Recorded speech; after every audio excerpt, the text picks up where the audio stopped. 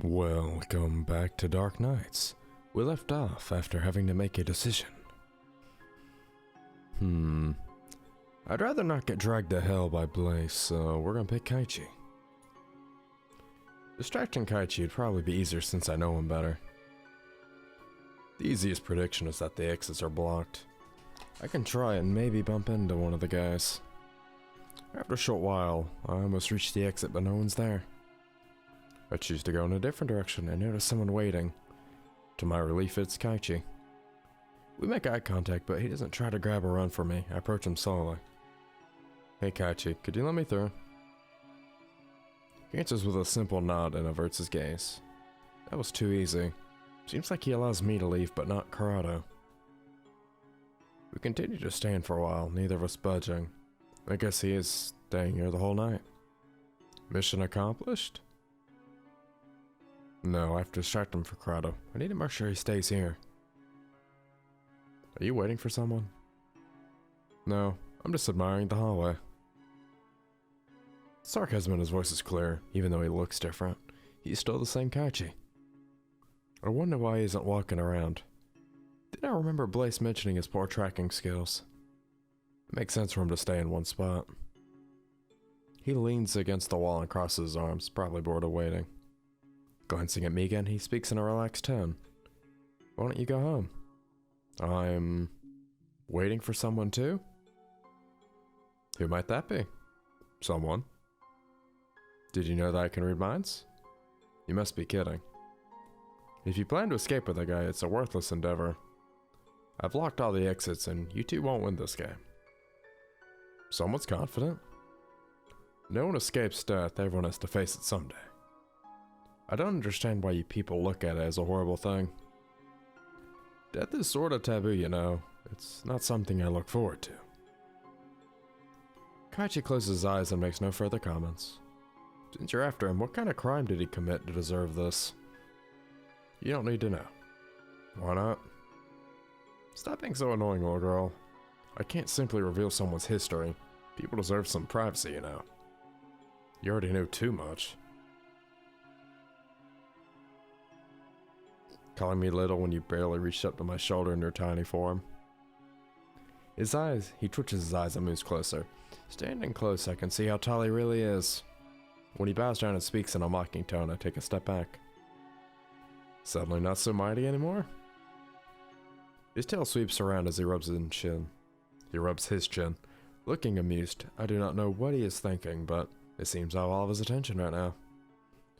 Corrado will get here eventually. Since I get to speak with a real Shinigami, I might as well make the most of it. I didn't expect you and Blaze to know each other. I haven't seen him in a while. He said something about people dying because of you. You shouldn't take things so literally, it's not like that, okay? Then what is it like? Well, one way or another, zombies appeared in the village. They shouldn't belong in this world, so someone had to deal with them. That's a part of my job. Then Blaze and his stupid brother showed up and started taking out my targets. It'd be a lot less work if you let him help. It isn't that easy. Any souls collected by that guy go straight to hell. Why send them on to another life? For that reason alone, I dislike him. Kaichi lets out a heavy sigh and rubs his forehead. Then be faster about it. People are dying because of these walking corpses. I wish I could, but anyone bitten by a zombie can eventually turn into one. I can't tell if someone's been bitten but hasn't turned yet. I can help. We're on the same side here. Besides, I think Corrado... It occurs to me that Corrado and Chain hunt down supernatural creatures. Adding a Shinigami into the team could be a bad idea. Every time I see him at class, I just want to throw my scythe at him. Of course, I can't actually do that during the day. He mumbles softly to himself until he sees my confused glance.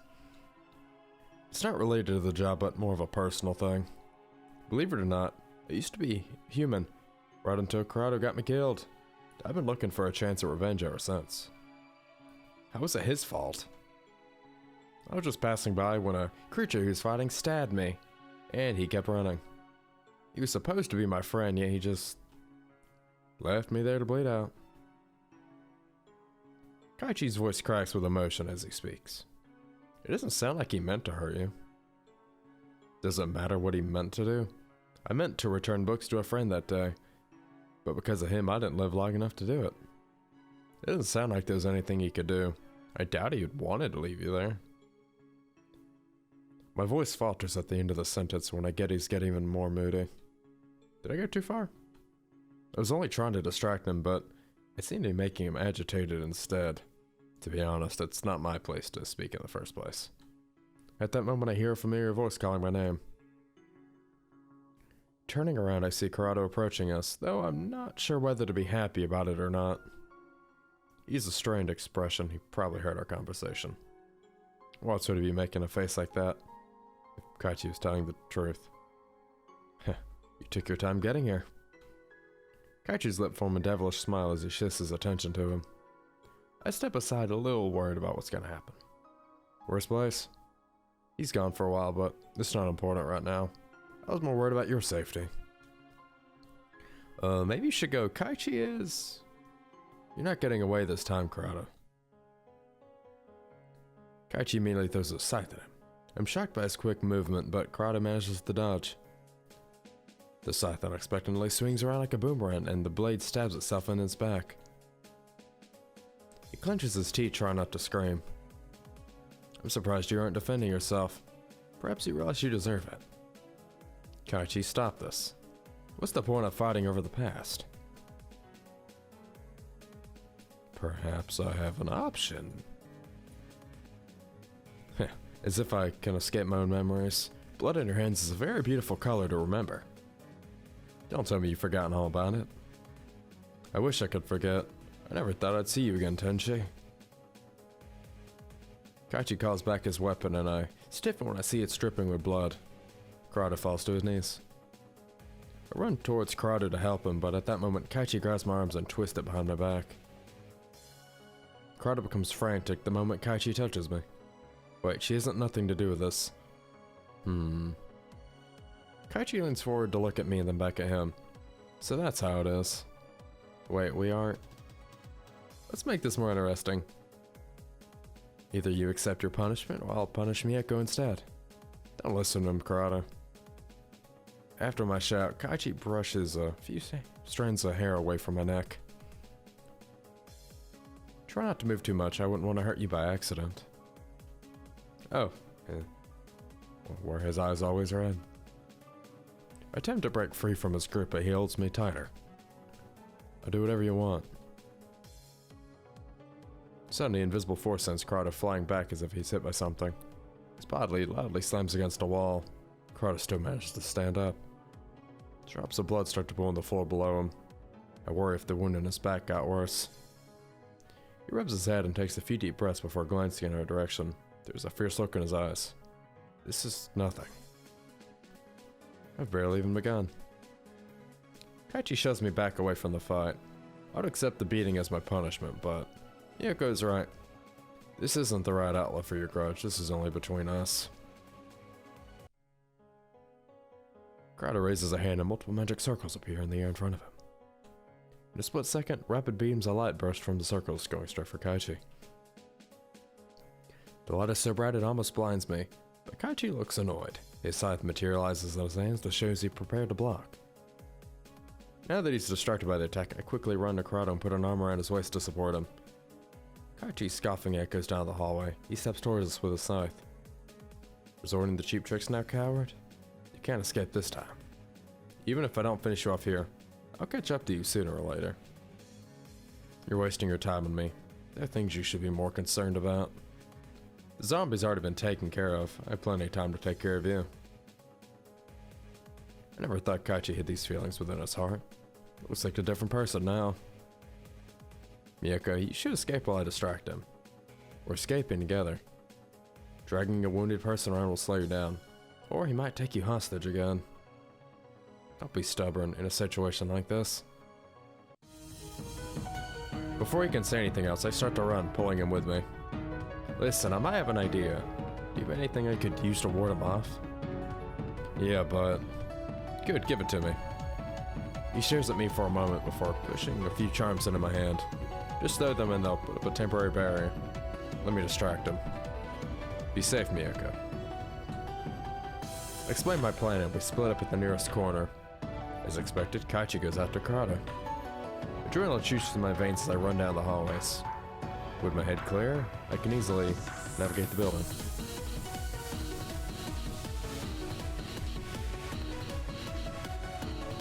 As I'm about to turn the corner, I see something dark moving in the distance. I got distracted for a second. Is that Blaze? It doesn't take me long to find Kurata and Kaichi. To my surprise, they haven't engaged in combat yet. I just listen. We haven't had time to talk. You shouldn't have a chance because I was dead to you. To think you survived this long, are you immortal? No, I don't get that sense from you. Someone must have sent you through time. Don't tell me that guy made this mistake. In fact, he's here to send me back. But I can't go back now. Not until I've made up for my mistakes. I have so many regrets and you're one of them. I'm not supposed to remember. I don't want to remember the past. It haunts me. If only we hadn't met that day, I wouldn't be cursed forever like this. Even now, I don't know what I should have done. I can't apologize enough for involving and leaving a friend like that. Is that all you have to say? You have no idea what I had to endure? You should have endured my life with your own hands. Kurata bows his head in silence, unable to notice when Kaichi dissolves into smoke and reappears in front of him. Kaichi grabs the front of his shirt, and I quickly ready the charms in preparation. Even now you're still avoiding me. When we met again in the elite class, you didn't do anything. Even if I have a different name and face, you should have recalled something. Did you really forget about me? I knew something about you felt familiar, but I hoped it wasn't you. I simply hoped you'd forget me if you were reborn. Kurata looks up at the Shinigami. A broken smile appears on his face and his cheeks are wet from tears. He's been holding back for so long that his feelings are spilling out. Even Kaichi's caught off guard and loosens his grip. You're not the only one haunted by the past, Kaichi. I wish that I wasn't here either, but it's the guilt that keeps me going. I know you can never forgive me, and I'm not asking you to, but let me finish my duties for the sake of this village. I won't get in your way, and after that you can have your revenge. His voice is trembling, pleading. His last words struck my chest, and I found my vision become blurry. Kaichi stays quiet for a moment. He covers his face with one hand while his shoulders shake. Slowly he reaches for his earring, which transforms into a scythe after he drops it on the floor. Hey Kurata, what if...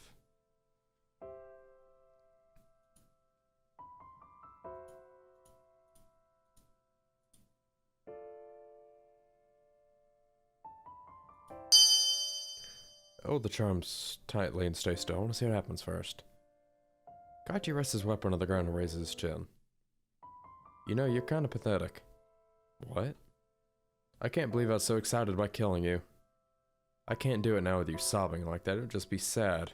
I feel like I'm kicking a puppy. They say the hunt is more thrilling than the kill. I realize that now. Kaichi scoffs and scratches his head. This encounter is nothing like I expected. No mention, no word, not even an acknowledgement of my existence. Am I just a joke to you? Again, we met at the wrong time and wrong place. When will it be right then? Fine, I see how it is. You know what? I won't ever forgive you. Your bloody hands can't be cleansed as your history is set in stone. Continue living in this guilt. Experience the frustrations I went through. Given enough time, you'll eventually come to see oblivion as a mercy. Kaichi laughs to himself and draws his scythe before Kurata's neck. Kurata freezes up at the move, but he doesn't move an inch. I've been looking for a way to lift the curse on my body. I can't find it in this village, so I might as well move on. I still have unfinished business with Souls here, but I'm gonna leave it to you and Blaze. Huh? I'll decide your end when the time is right. Kurata looks at him speechlessly. I too can't comprehend why Kaichi changed his mind. There's no guarantee I'll be the same person, though. A smirk crosses Kaichi's face and he dissolves his weapon. Your past won't stop haunting you, and it's not just me. No matter what you try, some things can't be fixed. I know. Sooner or later, who knows if we'll meet again. Kaichi gestures a short wave and dissolves into smoke. Once he's gone, Crowder sinks to his knees. I go over to him. Ah, Miyoko. Don't let his work sink too deep into you. Crowder replies with a slow nod. Seeing his state, I can't help but give him a hug. He slowly stands up with my help and we walk towards the exit. There are so many things I want to ask, but I don't know where to start. Well, that was an eventful night. How about we forget it ever happened? You won't escape from this, didn't you promise back there? Yeah, of course, I'm sorry. He looks away with a painful expression, though I can't tell if it's from his wounds or something else. His background seems more complicated the more I try to understand about it. He seems so guarded about it too. I shouldn't push him. He has to decide on his own whether to tell me or not. I trust you more than anyone, but on the other hand, I'm scared. The more I'm attached to something, the more it hurts when I lose it. Why are you having such silly thoughts? It just occurred to me. I don't understand myself either. Honestly, there are many things I want to forget, but I can't keep running forever. This isn't the first time I've been so indecisive. Crowder turns to me. His eyes speak to me many words. Miyoko, I... He leans closer to me and proceeds to touch my hand. I feel my heart throbbing in my chest. Never mind. Crowder drops back and chuckles lightly. Something irks inside me and I clench my fist. I grab Crowder's arm and lean towards him. He flinches from my sudden moves and steps back. I continue pushing against him until he gets cornered against a wall. And she's too aggressive. Thumbnail worthy. Eventually, he closes his eyes and accepts my feelings. Once I release him, he looks flustered. Do you still have doubts? He shakes his head heavily and avoids my gaze, flustered. My heart is racing, but I act calm. I have no words to say as my actions were enough. Crowder rubs the back of his neck. He tries to break the silence by continuing our previous topic. Before, I only wanted you to see the good parts of me. I wanted to show you my best, not that it really worked.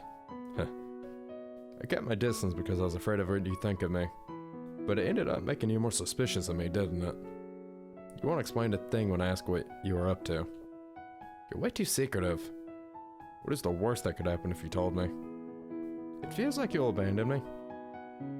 Is it this possible when your duty's to guard me? I just have so many fears. I'll wait. I promise not to judge you. Crowder stays silent, thinking about it. It starts to rain while we're heading home. The water soaks through my clothes, though I'm not bothered by the cold. Crowder's injuries, they shouldn't get wet, right? I try to speed up the pace to get home faster, but he's walking like it doesn't even matter. Suddenly, he stops and covers his mouth. His body's racked with coughs. He looks pained. Hang in there. I'll bring you to a hospital. Let me call. I'm reaching my limit. Don't let anyone find out. Once Crowder removes the handkerchief from his mouth, it's bright colored. Immediately, I reach for my phone and dial the emergency number. Hello? The beep suddenly stops. I'm relieved for a second, but realize nobody picked up. What timing? With a pale face, Crowder sags against me like he's about to collapse. The situation suddenly turns more dire. The hospital isn't far from here. Looking at him like this makes me tear up in my eyes. I don't want this to get worse. Don't give up already. Don't cry anymore. Show me your cute smile. Heal my wounds. This isn't time for being cheesy. How can I smile when you're hurt? He slips out of my arms and collapses onto the ground. His body starts to glow, and as it disappears, a little bunny is left in its place. Crowder? I crouch down and pick up the small body to check on him. Oh, thank goodness, but there's no way I can take him to a hospital like this. Something warm streams down my cheeks, so different from the cold rain. Well, you're crying. Chapter 4. Leaving. Where are you going? I've been watching over Crowder since he passed out. Is he going to transform back when he wakes up? What if he's stuck like this forever? I get a blanket to make myself comfortable as I watch my transformed friend. My eyelids feel heavy. I wake up with my body half hanging over the chair. I must have passed out in the guest room. Ah, he's still asleep. I gently touch the tiny body, it feels warm. I have class soon, but I don't feel comfortable leaving him alone. His pony form is enough to fit in my bag. It won't be a problem to take him with me, right? I just hope he doesn't transform back at an awkward time. On my way to school, I encounter Akuya. We greet each other casually. I know she's in quite a happy mood. Miyako, have you prepared your dress? My what? For the school ball, of course. Have you forgotten about it? Alright. Why do you look so nervous? Don't tell me you still haven't found a date. No, that's not it. I asked someone. Who is it? Well, you'll see him there. You sure are being mysterious about it. I'm looking forward to see what kind of person they are. I show her an innocent smile, hiding any form of a clue. I wouldn't go to school if I just almost died. Not happening. Hey, Ryoshi, have you found a date for this weekend? Are you seriously still going on about that? Wait, so you don't have one, but I thought you two might be. Akuya glances between Ryoshi and me, pouting. The two of us give her confused looks. I was trying to figure out who your date is. I had a gut feeling it was Ryoshi. After all, you guys have been spending a lot of time together recently. What? No. No. Ryoshi and I look away from each other awkwardly. Akuya's pout turns into a Cheshire grin. Hey, Ryoshi, you still haven't answered my question. Why are you so flustered? I haven't asked anyone. I haven't accepted any invitations yet either. I knew Mr. Class President was popular. Hey, I've been busy. There's not much point in asking someone if I don't get all the preparations done in time. You can't make them wait. Soon all your options will be gone. Fine, I'll get back to them. That's my boy. As we continue to chit-chat, I feel someone staring at me from behind. Curious, I find my head and find crimson eyes glaring at me. Why is Jace looking at me like that? His fingers are tapping on the table, impatient. Seems like he wants to talk to me, but is waiting for the right moment. Classes are over after a few hours. Jace comes over to me. Hey, what's up? He pauses for a moment, eyes pinned on me. Come with me. Without waiting for an answer, he starts walking. Corrado stole my bag. I hope this will be fast. Hurriedly, I follow Jace. Where are we going? Just to a quiet place. Can't we just talk here? Once we get into another hallway, he turns to me. Where's my brother? Aren't you supposed to know? He disappeared last night. Didn't you notice he was absent today? I don't know where he is. He met up with you last night, didn't he? How did you... Isn't it suspicious when girls like you hang out around school at midnight? Are you gonna spread it around? If you don't spill the truth, I might. I have no clue how he disappeared. As your brother, he should have left you a message at least. He said something about picking up a person from school. I assume he was referring to you. Guess he doesn't know about what happened last night. Pointing fingers at Corrado won't do any good. I need to think of something else. Jace tilts his head waiting for an answer. You know about the recent murders, right? Yeah? I know about the zombies and the fact you guys are hunting him down. Maybe get taken down by them? Are you kidding me? There's no way he's taken down by zombies. Is there any chance he went after something else? What do you mean? I'm just thinking that maybe something else might have caused the deaths. Oh, do tell. Ideas race through minds, but I'm not sure which is the best to use. I'm saved from having to respond by voice calling my name. I turn around to the sound to see someone unexpected walking towards us. Corrado? Hey, what are you two talking about? We'll continue this later. Jace glances at me once more before leaving. Saved in the next time. Are you alright? There's injuries. I had a feeling you were in trouble. You owe me one.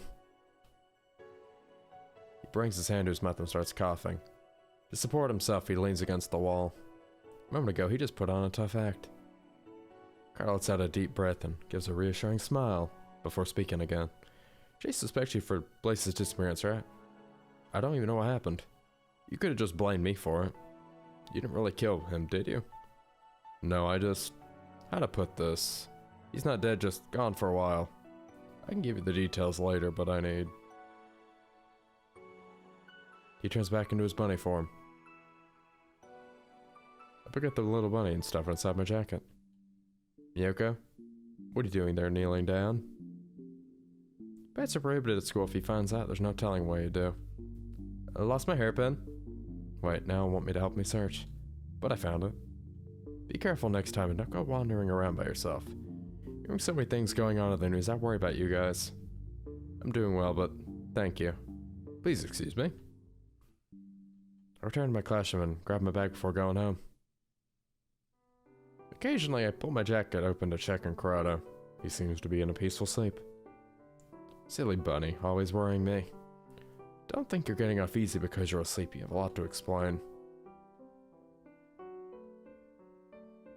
Miyoko?